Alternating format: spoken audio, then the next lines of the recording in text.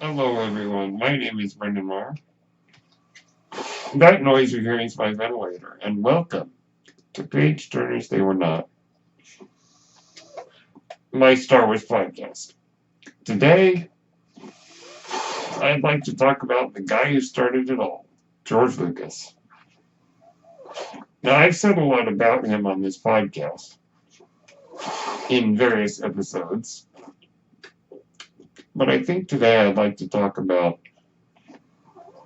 my perception of him and also the public's perception of him. So, where to begin? Well, let's go back to when George Lucas was at the University of Southern California.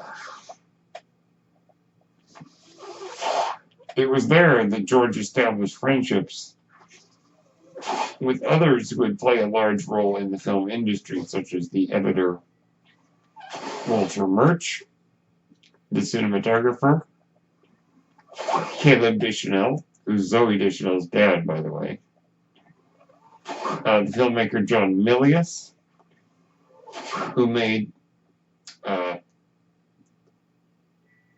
Conan the Barbarian, among other films, the writing team of Willard Hick and Gloria Katz, Hal Barwood, the creator of the Monkey Island Lucasfilm games. The list goes on. George Lucas, at that time, made the determination that he would not be a Hollywood filmmaker. Even from the very beginning, he was staunchly against Hollywood. There is a video you can find online of an interview with George Lucas in about 1971. But spending a lot of the interview ragging on Hollywood and talking about how they stifle creativity and he didn't want to be any part of that because they want to control his work. More on that later. But George Lucas's goal from the very beginning was to not be Hollywood. And has he achieved his dream? Well, I think so. It is ironic that the man who did not want any part of Hollywood achieved his dream, but also became the king of Hollywood. What do I mean by that? I think George Lucas completely changed Hollywood. Very ironic for the most successful independent filmmaker of all time. George became independent. He achieved his dream. And at the same time, his success completely changed Hollywood. So let's talk about his early films. I did mention these on an earlier podcast. His first feature film was the 1971 film THX 1138, based on the short film he made as a student. The short film, Electronic Labyrinth THX 1138 4EB, is available on YouTube. I say check it out. I would say check out the feature film if you're looking for something a bit more in that bleak dystopian 70s sci-fi. One might argue that that was maybe the first film to do that, to start this dystopian trend, maybe. The movie was not well received by critics, by audiences. It didn't make a lot of money, and even the studio, even the company American Zoetrope that funded the film, didn't like it. So it really didn't have much success. It has achieved some success more recently, and now is considered a cult classic. And then, of course, George Lucas goes on to make American Graffiti, a much more lighthearted, movie about an end of an era, the end of the good old days, kind of the end of America in a way. And that's a movie I would highly recommend. That is a blast. Yet again, the company system, because it's not really studio necessarily, but yet again, it took some persuasion. The guy, Ned Tannen, the guy at Universal who was responsible for distributing the film, wasn't too keen on it, even though the audiences that got to see it loved it. Tannen finally relented, and the movie was released to great reviews, made great money, and was nominated for a slew of Academy Awards, including Best Picture, Best Director, and Best Screenplay. From there, George Lucas was able to make his space fantasy a reality. And the success of American Graffiti convinced Alan Ladd Jr. at Fox to greenlight Star Wars. And the rest is history. Star Wars is not an independent film because it was made with the money from Fox. Let me define really quick what an independent film is. I used to be confused on this, and here's what an independent film is. An independent film is a movie that is made using money that does not come from one of the major studios.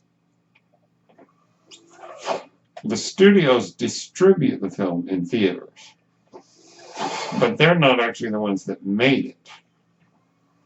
So any movie that is made with money other than from the studio is an independent film. In fact, most of the Oscar winners for Best Picture recently have been independent films. The companies make them with their own money, or sometimes it's funded by the director, sometimes it's crowdsourced. As long as the money does not come from one of the studios, it's an independent film.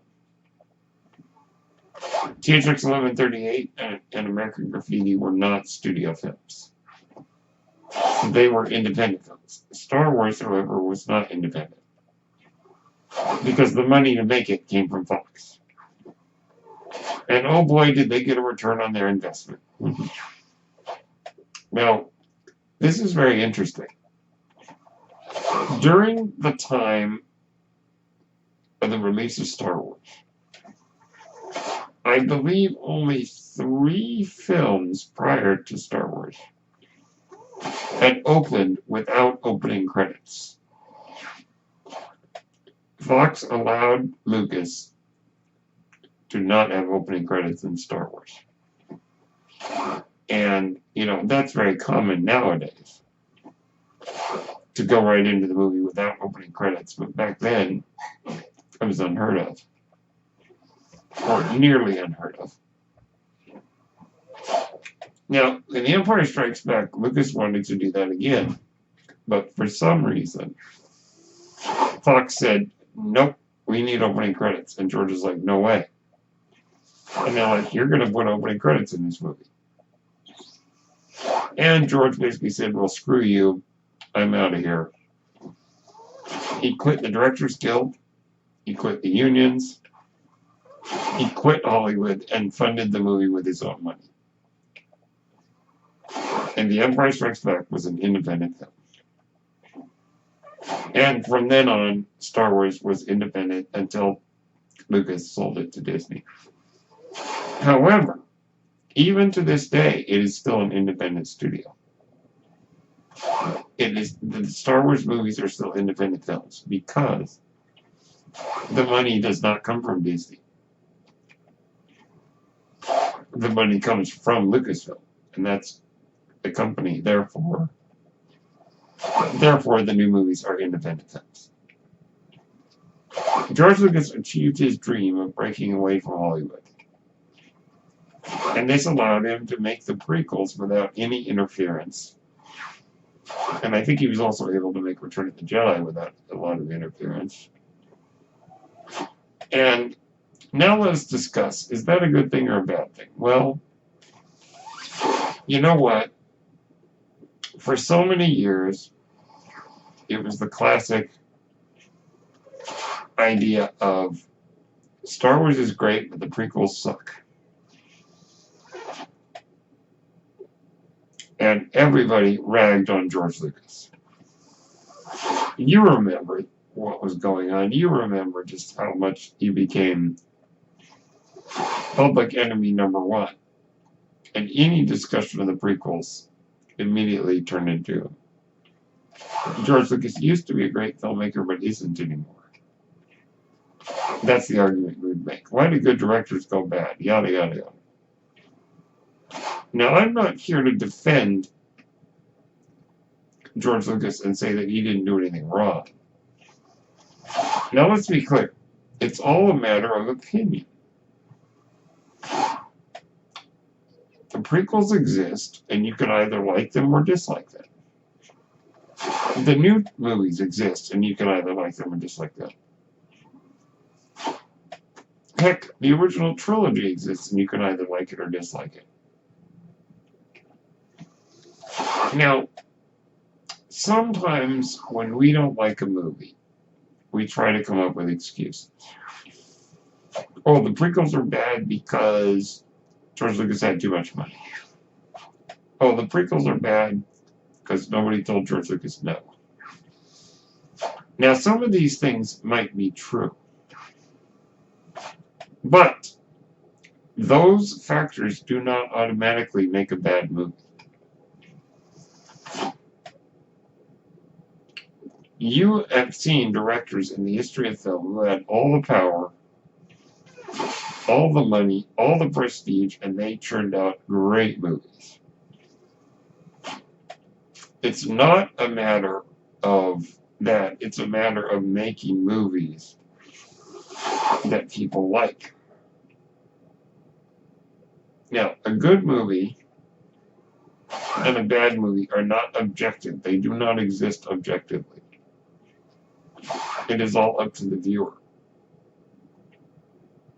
Now, I enjoy the prequels for what they are.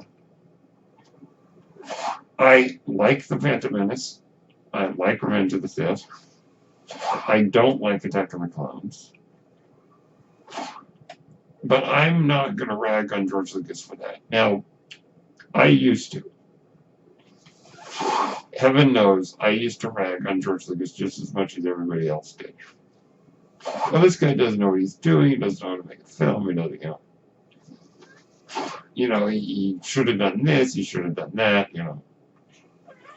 We all try to basically say what he should have done. We've all been guilty of that.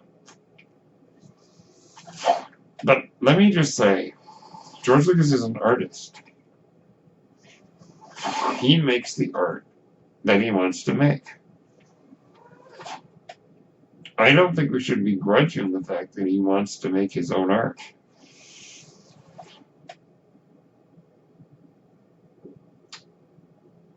I think that George Lucas, at once upon a time, was a great hero in film. And then, because of the prequels and a lot of people not liking them, he became almost public enemy number one. It was crazy. Now, let's talk about the more positive side of this. In recent years, the prequels have gotten more love than they ever got.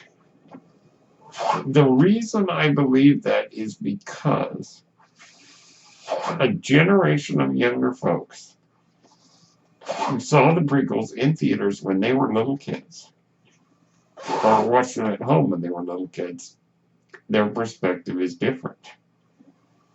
I don't mean that every one of them loves the prequels. I just mean that maybe they're not as harsh on them as we older fans are. And to them, George Lucas is not public enemy number one. And I think this evolution has been good both for the prequels and for George Lucas. Now, I am not sitting here to tell you you should change your opinions on the prequels. No. If you don't like them, fine. But let us not be unkindly disposed toward those who do like them. Those who are now more comfortable coming out and saying they like them. Once upon a time, saying you like the prequels was a bad thing. Unless you're like a little kid. But now, I think people can be more open about that. As for George Lucas, the love for George Lucas has returned. Yes, some of us older fans may still grumble about George.